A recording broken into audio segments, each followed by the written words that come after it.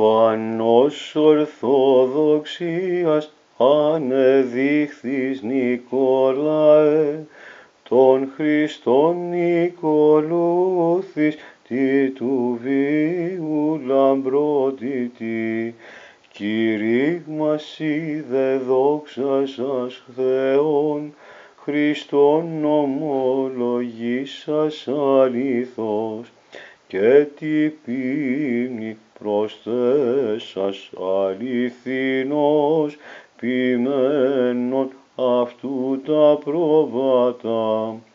Δόξα το δε δοκότης ημίν, δόξα το μιλήσαντι εξού, δόξα το Θεό σε ημίν χαρίσαντα.